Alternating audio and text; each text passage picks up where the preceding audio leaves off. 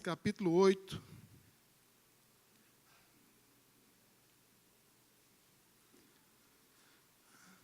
A partir do verso 43.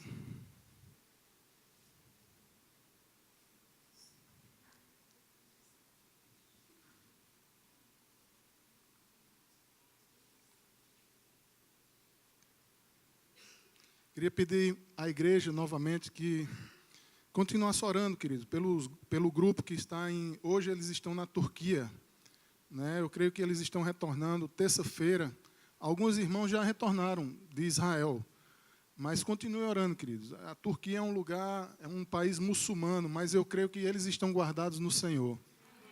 E nada de mal vai acontecer com eles, nenhuma mala vai extraviar, nada, porque o Senhor é com eles. Amém? Então continue orando por eles, intercedendo.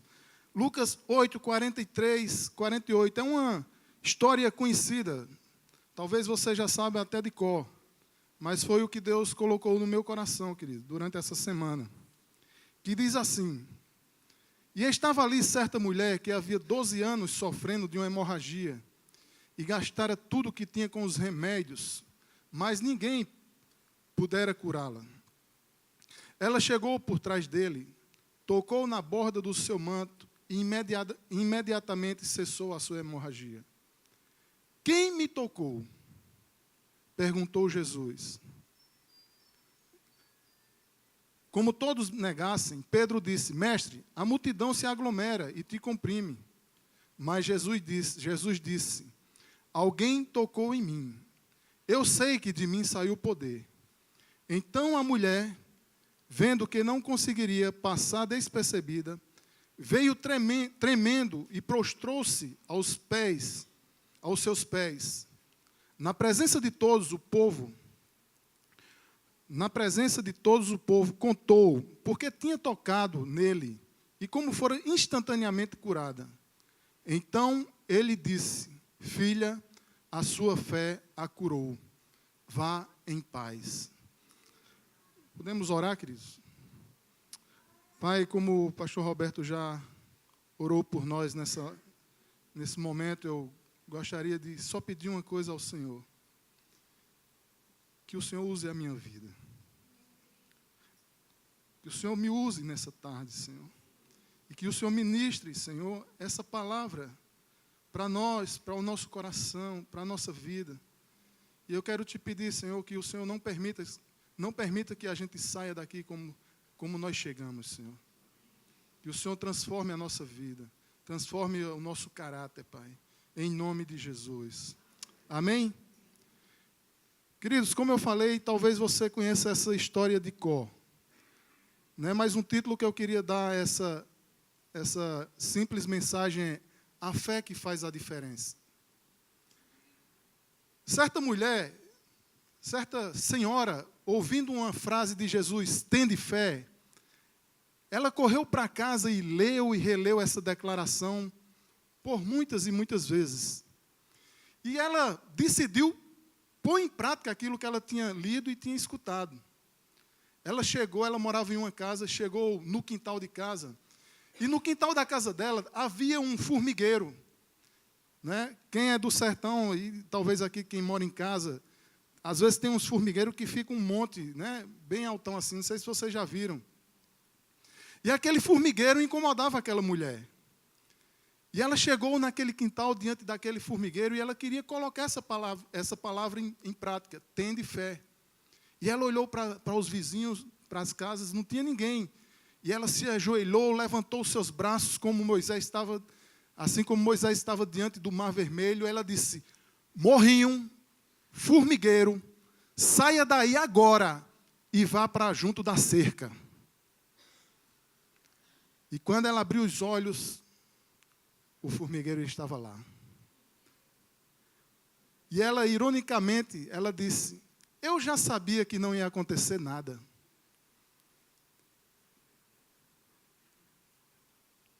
Mas a fé dela, ela pôs em prática a fé dela. Que ela não cria em nada. Ela não tinha fé em Deus. Ela queria, queridos, que o Senhor respondesse àquela oração dela assim como se fosse um passo de mágica. Mas Deus não é um Deus micro-ondas, né? O nosso tempo não é o tempo de Deus. O tempo de Deus, queridos, nós é quem temos que nos adequar a Ele. Não Deus se adequar ao nosso tempo. Mas voltando para a história daquela mulher, queridos. Aquela mulher, se você percebeu, o nome dela não foi mencionado em nenhum dos evangelhos. Ninguém sabia o nome daquela mulher. E aquela mulher, ela tinha percorrido, naquele tempo, andou por muitos consultórios médicos, tomou muitos remédios. E os historiadores, segundo os historiadores, dizem que quando a menina, né, naquela época, ela começava a ter a sua menstruação com 12 anos. Talvez ela tivesse de 12 para 13 anos naquela época. E naquele tempo, naquelas cidades, fora das cidades, que elas eram muradas, eram cercadas, né, por muros, eles tinham um lugar que as mulheres, né, quando elas menstruavam, elas iam para esse lugar, porque elas se tornavam impuras durante aqueles 7 dias. E também ali não só tinha mulheres impuras, mas tinha homens leprosos, tinha mulheres leprosas, tinha aleijados, cegos. E aquela mulher, ela foi levada para aquele lugar pelos pais dela durante a primeira menstruação dela. Só que o que foi que aconteceu? Durante 6 dias, ela estava com aquele fluxo de sangue. E no 7º dia, qual era o certo? Ela voltar para a sua casa, para junto da sua família. Só que passou 7 dias, 10 dias, 20 dias, 1 mês, 3 meses. Queridos, segundo os historiadores, ela quando teve um encontro com Jesus, ela tinha mais ou menos de 24 a 25 anos. E aquela mulher, ela era uma excluída ali naquele lugar.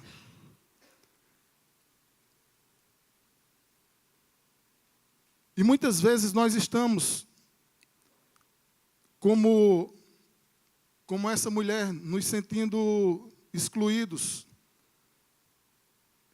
abandonados. Mas eu quero dizer uma coisa para você, querido. Tudo é possível ao que crê. A fé genuína, queridos, ela supera todas as nossas dúvidas e todos os testes que nós passamos nas nossas vidas. Então, queridos, em algum momento da nossa vida nós vamos ter provação, porque provação e problema é comum para toda a humanidade. Todos nós temos problemas, todos nós passamos por dificuldades. Mas a boa notícia é que viver pela fé não significa viver pelo que os seus olhos veem, mas pelo que a sua mente, sua alma e o seu coração sabem o que é verdadeiro. A fé em Deus, querido, é a força mais dinâmica da humanidade. E a fé genuína é um estilo de vida, de retidão, baseado na natureza e no caráter de Deus. E a própria Bíblia declara em Romanos 10, 17, de sorte que a fé vem pelo ouvir pela palavra de Deus. E o próprio Jesus, olhando para os seus discípulos, disse, tendem fé em Deus. Isso está lá em Marcos 11, 22. Então, queridos, espera aí que eu estou...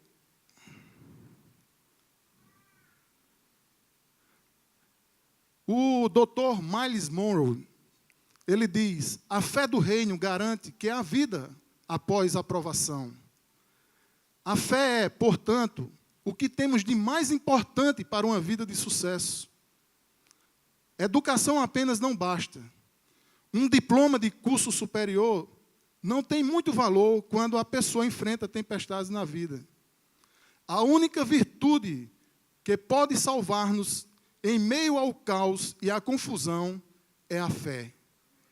A fé gera em nós uma convicção de vida. Nosso grau de convicção está diretamente relacionado ao nível de fé que temos. A pergunta que eu faço é: em quem você tem colocado a sua fé? E se você lembrar, queridos, daquela história, quando o profeta Elias chegou diante daquela viúva que estava ali com o seu filho, e ela estava... Havia uma seca ali naquele lugar, e ele chegou e disse: o que é que você tem? Ela disse: olha, eu só tenho um pouquinho de farinha, uns gravetinhos aqui, eu vou fazer um bolinho, e vamos comer e vamos morrer. E aquele profeta diz: faça primeiro para mim. E aquela mulher se assustou com o pedido daquele profeta. Talvez ela disse: que homem maluco é esse? Se eu já disse para ele que eu, meu filho, vamos comer esse bolo e vamos morrer. E ele pede para ele. Queridos, o profeta Elias queria ensinar aquela mulher que a nossa fé, ela não deve estar baseada em bolo, em comida. A nossa fé não deve estar baseada em salário, no salário que nós ganhamos. A nossa fé não está baseada nas riquezas que nós temos, no seu apartamento, no seu carro. A nossa fé, queridos, tem que estar baseada em Deus. Nós não precisamos de riquezas, queridos. Nós não precisamos de fartura. Nós precisamos é de Deus.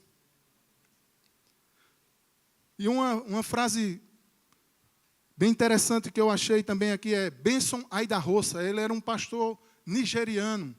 Ele já faleceu há alguns anos atrás. Ele diz assim: olha, precisamos encarar as horas difíceis como momentos de decisão. Isto requer firmeza de propósito para que possamos nos manter no caminho, mesmo quando os joelhos vacilarem e desfalecerem. Um cristão pode ser derrubado, mas nunca nocauteado. Deus o erguerá com a sua destra de justiça, porque ainda que tropece, não cairá, pois o Senhor o toma pela sua mão. Queridos, a nossa fé tem que estar baseada em Deus. Eu vou ler também só mais uma outra história que eu achei interessante, que é o do Dr. Viktor Frankl. Esse homem era um judeu. Ele é acho que é psicanalista, psiquiatra judeu. E ele viveu no campo de Auschwitz. E ele diz assim, olha: o prisioneiro que perdeu a fé no futuro foi destruído. Quando você deixa de acreditar no futuro, e eu me lembrei muito da palavra de domingo que o pastor Roberto falou sobre sonhos. Queridos, nós temos que sonhar, nós temos que ter esperança. Talvez eu não sei como você chegou hoje à tarde aqui, se você está em algum tipo de prisão, mas eu quero dizer para você, não deixe de acreditar no futuro. E ele diz, quando você deixa de acreditar no futuro, ele também perde seu sentido espiritual. Deixa-se declinar e sujeitar-se à derrota física e mental. A esperança é uma fonte de vida, como comida, água e ar. Com a falta de esperança, a vida deixa de ter sentido em alguns casos. E em alguns casos deixa de existir. A esperança capacita as pessoas a se alegrarem no sofrimento. Você é capaz de se alegrar no sofrimento, querido? Você é capaz de dar glória a Deus naqueles momentos mais difíceis da sua vida? Então, nessa tarde, eu gostaria de falar algumas coisas que nós podemos aprender com aquela mulher do fluxo de sangue. Aquela doença, queridos, ninguém sabia o que era, ela era incurável. Ela já tinha passado por vários médicos, e os médicos disseram, olha, filha, não tem mais cura para você. Não tem mais jeito. Ela deve ter escutado essas frases muitas e muitas vezes. Mas um dia ela deparou-se com a realidade de sua enfermidade. E realmente caiu a ficha de que para ela não teria mais jeito. De que para ela não teria mais cura.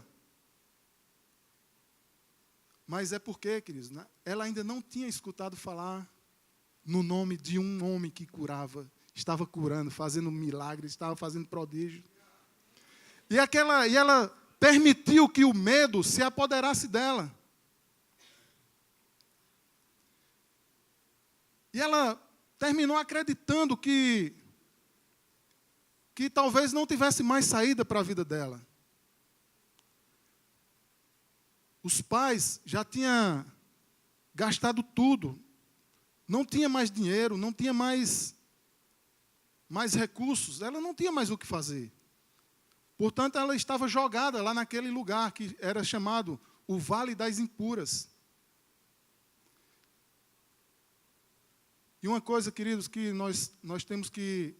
Por isso que é importante você estar aqui no curso de intercessão amanhã.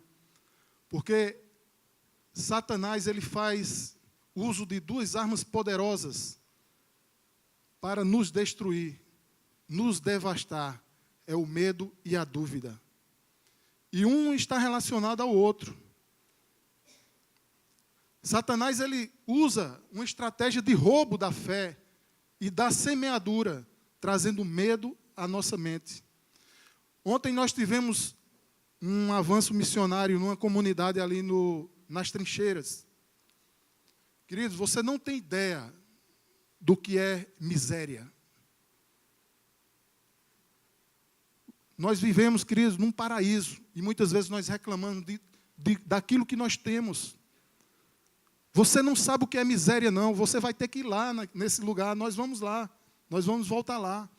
E eu perguntei a várias pessoas ali daquele lugar: quem é Jesus para você? E elas diziam: Jesus é tudo. Aí eu pergunto para você: Jesus é tudo para você? Jesus é tudo para mim?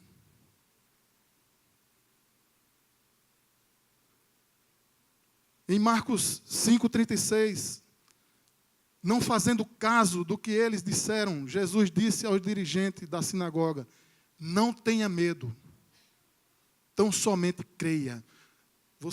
O que é que o diabo está colocando na sua mente que está trazendo medo sobre você? Não tenha medo, creia somente. Se creres, verás a glória de Deus. A fé é tão poderosa, querido, que remove até mesmo o medo da morte. Sabe por quê? Porque no amor não existe medo. Antes, o perfeito amor lança fora o medo. E o medo produz tormenta. Logo, aquele que teme não é aperfeiçoado no amor. Nós amamos porque Ele nos amou primeiro. Você acha que você está aqui porque você aceitou Jesus? Porque você se converteu? Você está aqui porque Ele te amou primeiro. Eu estou aqui porque Ele me amou primeiro. Por isso, queridos, todos os dias eu olho para trás na minha vida. E agradeço a Deus. Eu digo: Senhor, se o Senhor não tivesse me amado primeiro, onde era que eu estaria hoje? Aquelas pessoas ali naquele lugar, queridos, sem esperança, sem sonhos. Eu perguntei também, porque eu me lembrei muito da palavra do pastor Roberto domingo: quais são os seus sonhos? Eu perguntei muito: quais são os seus sonhos? E muitos diziam: meu sonho é ter a casa própria. Meu sonho é ter um emprego. Meu sonho é cuidar dos meus filhos. Meu sonho é dar comida para os meus filhos. Outra coisa que nós podemos aprender, querido, com aquela mulher, é que ela ouviu uma história de fé. Uma história de fé e cura. Como eu já tinha falado, né, na lei judaica, aquela mulher ela não podia sair nas ruas. Não podia nem na casa dela falar com seus familiares. Porque se ela saísse daquele lugar e alguém encontrasse ela na rua, denunciasse ela seria morta, apedrejada em praça pública. Porque ela era considerada imunda por causa do seu fluxo de sangue. Mas um dia, queridos,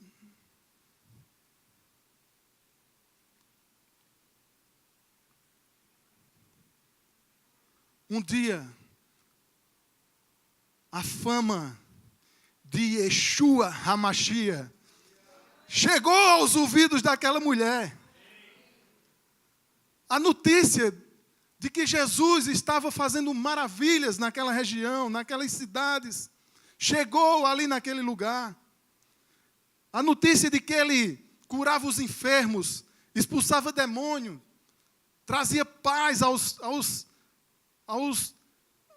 aqueles que estavam desesperados, chegou ao ouvido daquela mulher. A notícia de que as multidões iam em busca de Jesus para receber algo dele, alguma palavra dele, já estava em todo lugar.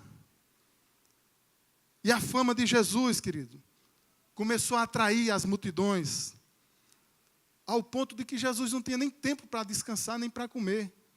Mas as pessoas diziam, olha, se você pelo menos chegar próximo dele, você terá a oportunidade de ser curada.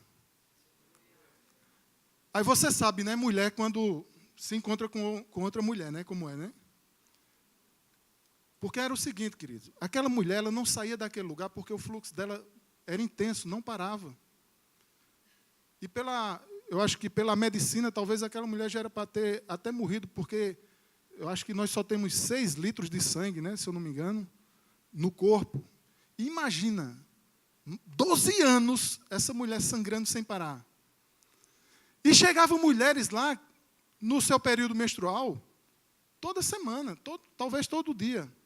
E quando foi um dia, ela estava lá sentada, ou talvez deitada, porque ela era muito fraca, e chegou, amiga, eu tenho uma novidade para você. Ela, que foi, menino? Pelo amor de Deus, o que é que está acontecendo? Tem um homem aí. Um homem? É. Quem é ele? Aí a mulher, a amiga dela, disse, Yeshua HaMashiach.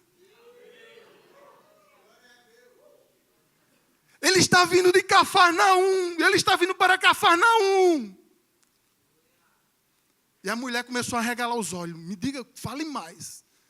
Sabe o que era que ele estava fazendo? Sabe o que era que ele sabe o que é que ele faz? E ela, me conta, que eu já estou querendo ver esse homem. Aí a amiga diz, ele transformou água em vinho. Ele curou o filho de um oficial do rei. Ele curou um paralítico no poço. Ele andou sobre as águas. Ei, você já ouviu falar de Lázaro? Ele ressuscitou Lázaro. Ele libertou um homem possesso por demônios. Ele curou o leproso.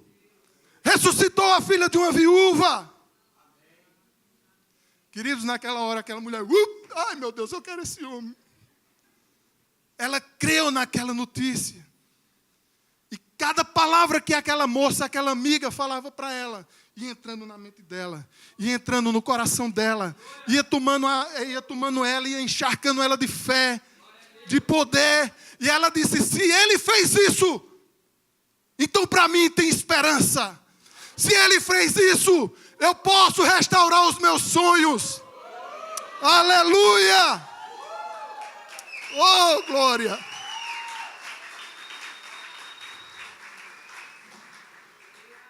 Ah, queridos, aquela mulher ficou esquecida pela sua família por muito tempo. Ela estava ali naquele lugar sujo, aquele ambiente talvez não tão cheiroso como nós estamos acostumados nas nossas casas. Mas ela creu nas palavras daquela amiga dela. Vocês estão vendo aqui essa folha? Ela é branca, né? Quando eu perguntar sobre essa folha a você, você vai dizer é branca. Certo? Se eu dobrar essa folha, todo mundo é branca, tá? Continua sendo branca, amém? Quando eu dobrar essa folha,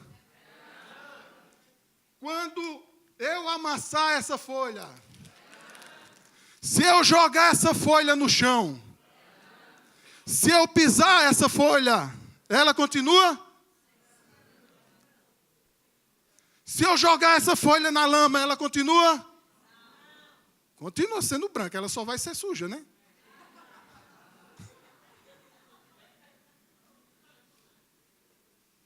A vida é assim, queridos. Muitas vezes na sua vida, você vai ser dobrado. Muitas vezes na sua vida, você vai ser amassado. Muitas vezes na sua vida, vão te jogar num canto. Muitas vezes na sua vida, você vai cair em ambiente sujo, indigno, pobre, fedorento.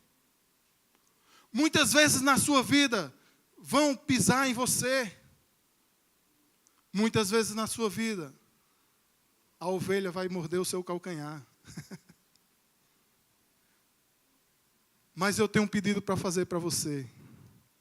Não deixe, não permita que ninguém, nada tire a sua fé.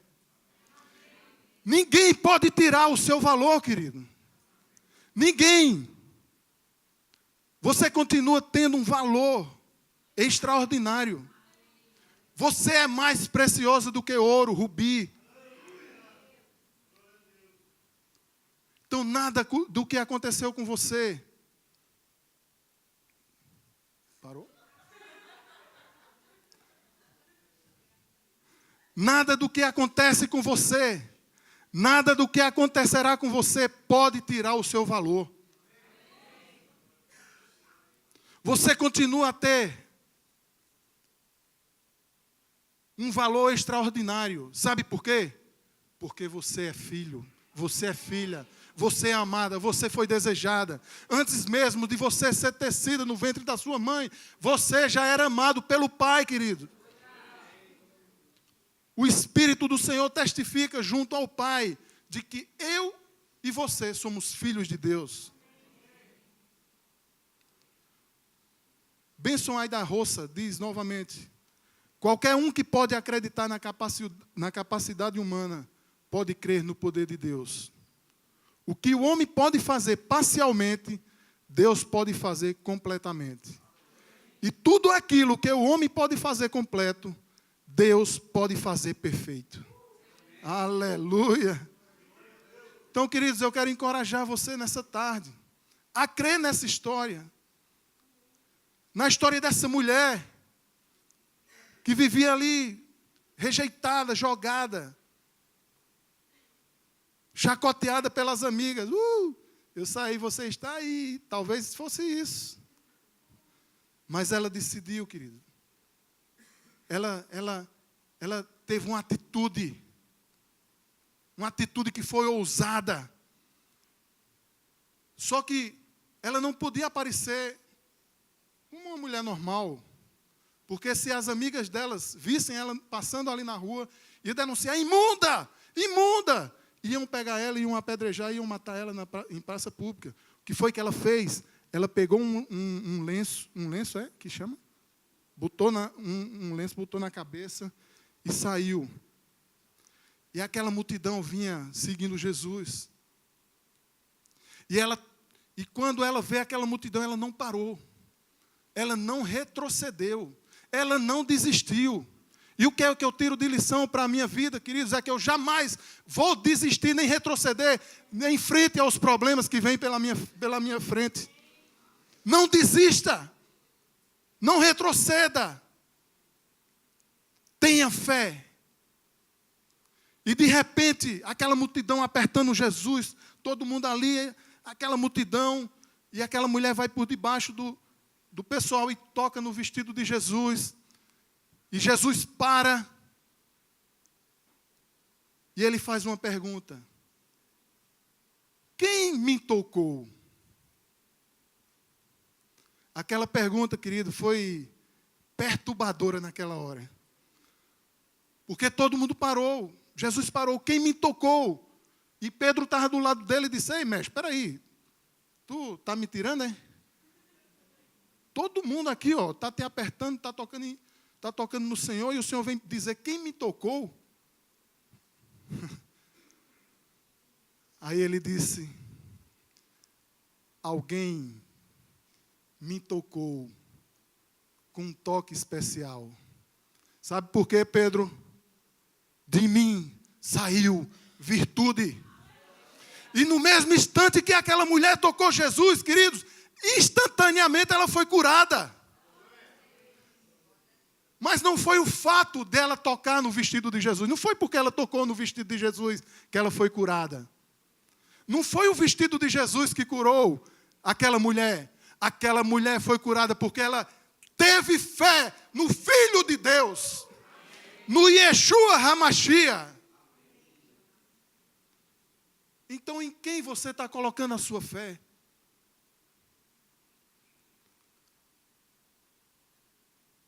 Sem fé é impossível agradar a Deus, querido. Porque é necessário que aquele que se aproxima de Deus creia que Ele existe e que Ele é galardoador dos que o buscam. Quem você está buscando? E aquela mulher, ela viu que não tinha mais como se esconder. Porque Jesus já tinha parado e ele já tinha feito aquela pergunta. E aquela mulher foi contar toda a história para ele. Olha, mestre, minha vida era assim, tal, tal. Eu escutei, uma amiga minha chegou. Ela não foi fofocar, mas ela me deu a notícia de que o Senhor estava vindo para Cafarnaum. E eu decidi, ela contou toda a história. Aí olha o que Jesus diz para ela. Filha, a sua fé a curou. Vá em paz. Aleluia. A sua fé te curou. Vá em paz. Então, queridos, não permita que nada em sua vida afete a sua fé em Deus. Sabe por quê? Porque a timidez na fé não agrada a Deus. Seja ousado e seja corajoso.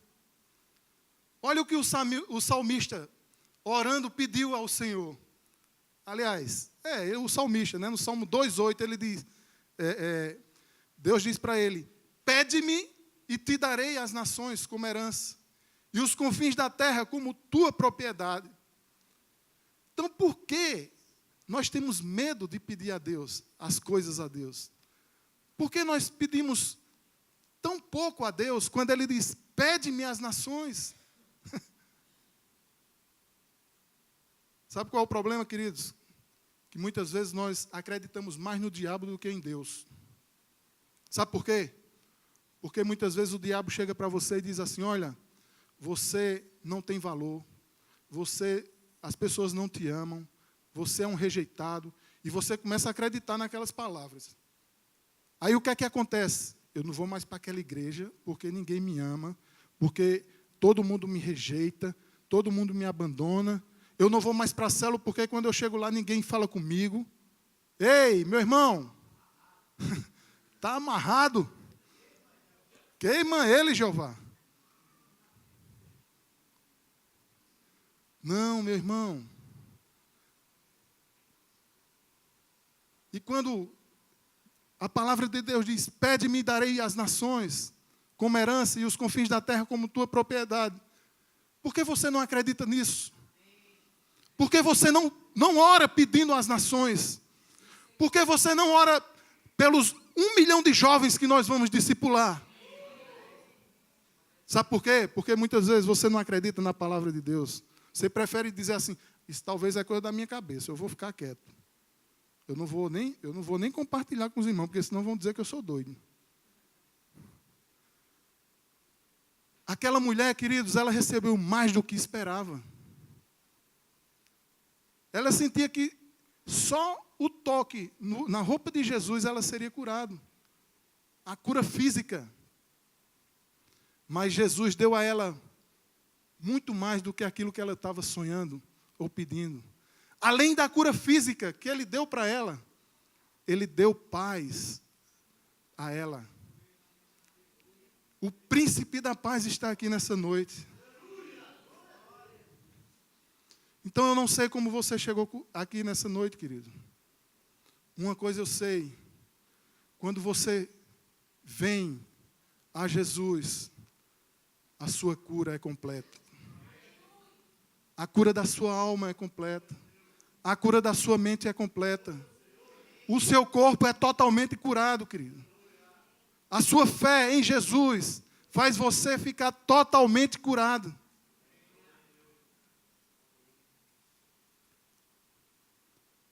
Em quem você está buscando?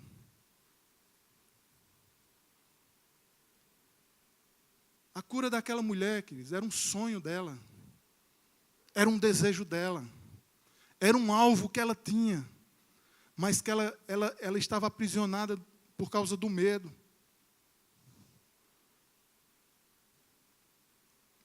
Ela usou um ponto de contato para liberar a fé. Ela ousou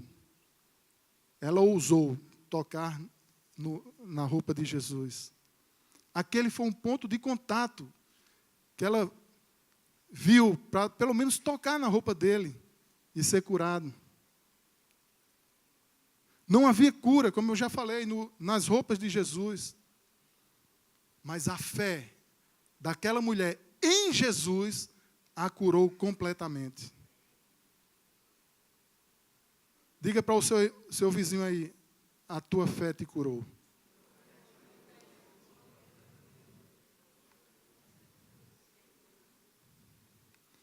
Então a pergunta que eu faço é, onde está a sua fé?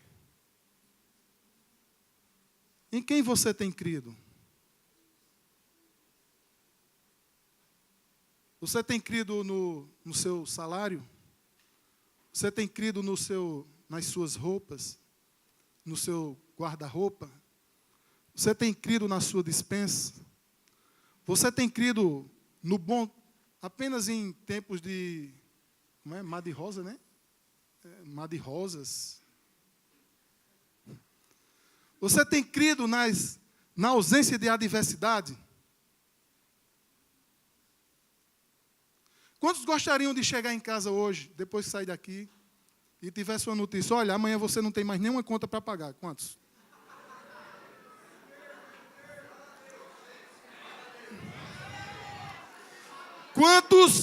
Quantos gostariam de chegar em casa quando saísse daqui e dissesse, olha, todas as suas enfermidades foram curadas? Quantos? Todos os seus problemas foram sanados? Quantos? Sabe qual é a boa notícia? Morra.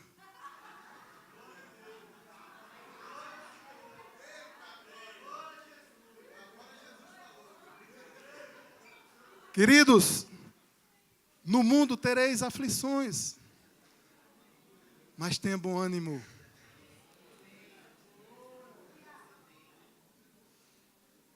Aí,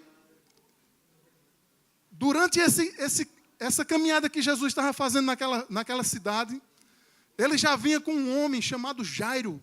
Jairo é um dos líderes da sinagoga. E Jairo tinha ido pedir a Jesus para ir na casa dele, porque a filha de Jairo estava doente.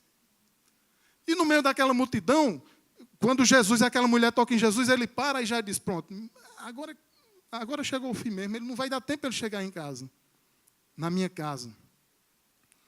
E Jesus vira para Jairo e diz, creia somente.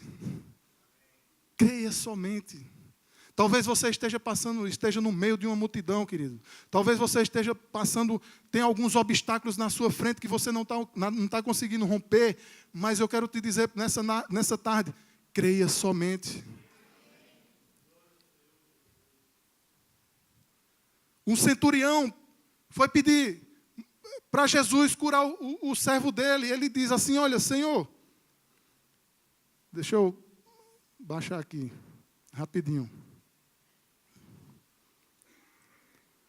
Ele vai ao encontro de Jesus e diz, olha, Jesus, por favor, cura meu servo. Mas eu não sou digno de que o Senhor vá na minha casa. Mas diga só uma palavra. Sabe por quê? Eu sou um homem sujeito à autoridade. Ele é um homem sujeito à autoridade. Se eu disser assim, vai ali, ele vai. Vai acolá, ele vai. Então, Então, se o senhor não quiser ir na minha casa, diga pelo menos uma palavra, que ele é curado. Não precisa o senhor ir lá, não. Aí a palavra... Aí, lá em Lucas 7 diz, vendo ele... Aliás, e ouvindo isto Jesus, maravilhou-se dele. Voltando-se, disse à multidão, olha, estava a multidão, né? Isso não quer dizer, queridos, que se nós estivermos perto de Jesus, nós estamos com Jesus. Não quer dizer que nós, estando perto de Jesus, próximo de Jesus, nós somos curados. Sabe por quê? Porque aquela multidão ali, imprensando Jesus, tocando em Jesus, sacolejando Jesus, muitos não foram curados, porque não criam. Eram só espectadores. Eles estavam ali só para ver se era verdade o que Jesus estava fazendo. Aí Jesus diz, olha, digo-vos que nem ainda em Israel tenho achado tanta fé. Ah, meu irmão, Deus honrará qualquer ponto de contato que haja o liberar na fé nele. Então a pergunta que eu faço é, você está disposto a enfrentar os obstáculos? Você está disposto a romper os limites?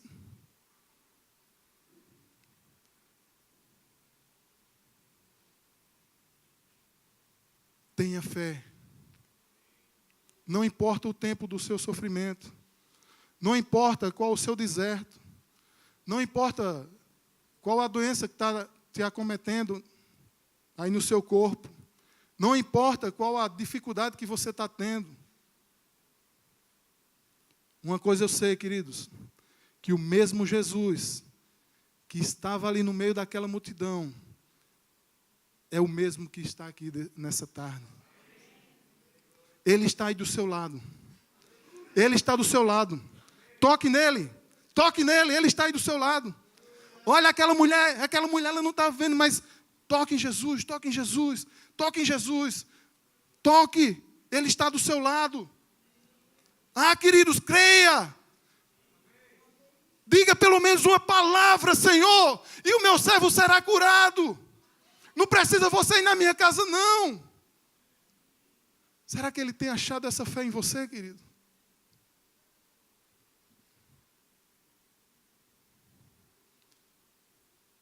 Ela sentiu que no momento que ele tocou no seu vestido, ela foi curada. A fé colocada em ação faz com que Deus libere o seu poder. Coloque sua fé em ação, querido. Ah, mas eu não tenho mais sonho. Eu não tenho mais esperança. Eu não sei o que vou fazer. Amanhã eu tenho um boleto para pagar de 20 mil. Coloque sua fé em Jesus.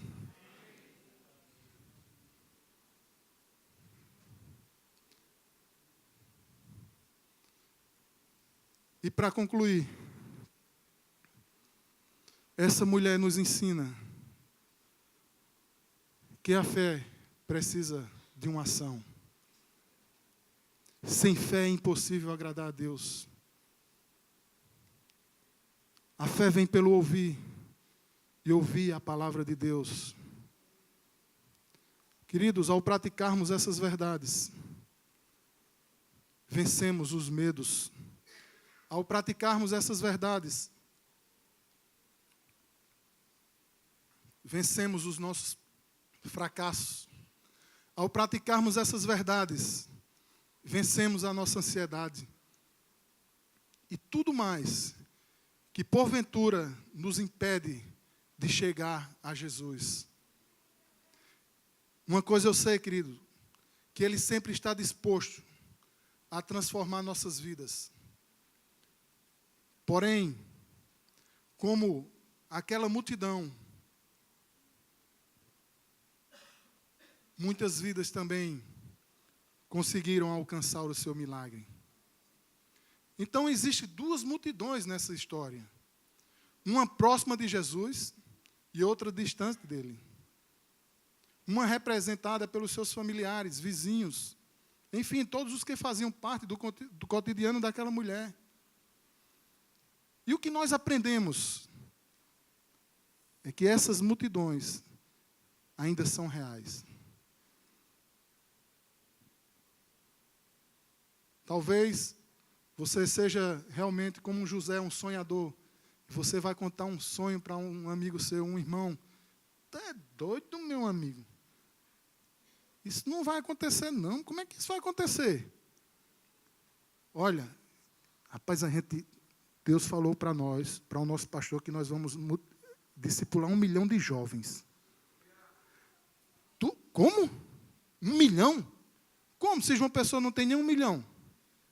Ei, pede-me e te darei as nações.